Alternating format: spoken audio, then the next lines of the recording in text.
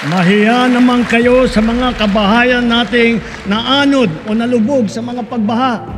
Mahiya naman kayo lalo sa mga anak natin na magmamana sa mga utang na ginawa ninyo nang binulsan nyo lang ang pera.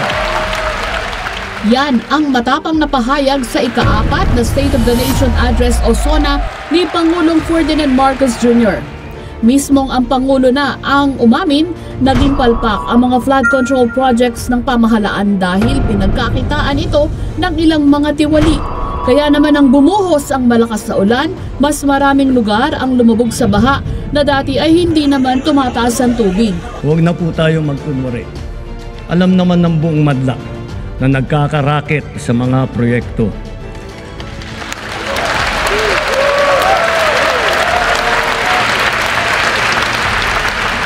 Mga kickback, mga initiative, errata, SOP, for the boys.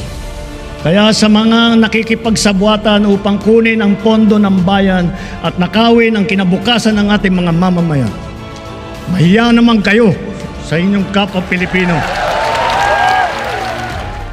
Nagtayuan habang pumapalakpak ang mga mambabatas sa loob ng batasang pambansa. Habang pumapalakpak, may iba na kinakabahan. Pangako kasi ni Pangulong Marcos na pahihintulutan ng publiko na suriin ang mga isa sa publikong listahan ng mga proyekto. Kakasuhan ang mga mapapatunayang sangkot sa katiwalian. Kailangan malaman ng taong bayan ang buong katotohanan. Kailangang may managot sa naging matinding pinsala at katiwalian. At para hindi na maulit ang mga anomalyang ito, tiniyak ng Pangulo na hindi papayagan ang mga isisingit na pondo na wala sa panukalang National Expenditure Program ng pamahalaan. Ngayon pa lang, ikinakasana ng ilang mambabatas para busisiin ang inilalarawan nilang eskandalosong budget insertion sa 2025 General Appropriations Act, partikular ang mga nasa kategorya ng flood mitigation projects. Sa Senado, kapwa isinulong yan ni Senate Minority Leader Vicente Soto III at Senador Panfilo Lacson. Sa naunang ulat ng datos, umabot na sa 1.196.5 trillion pesos ang pondong nailaan para sa flood control project.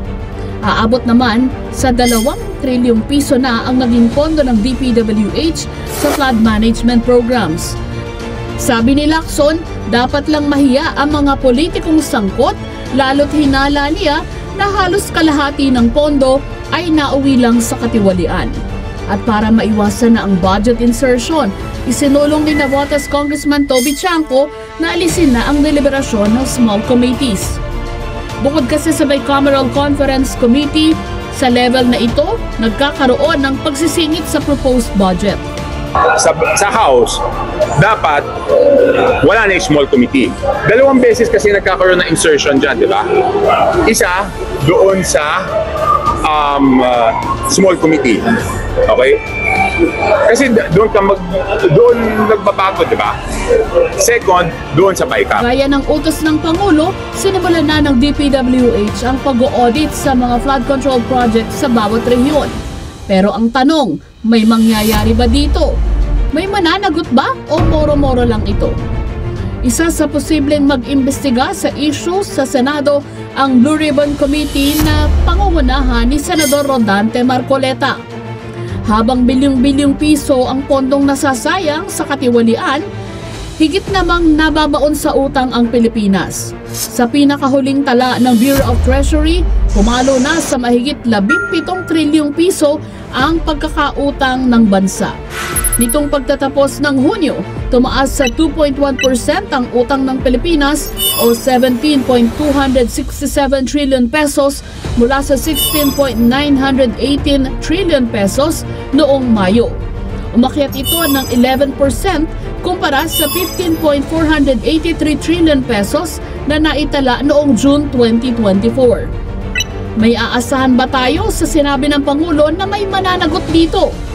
Kailangan maging totohanan ng administrasyon sa pangakong may maaaksyonan sa mga komita sa flood control.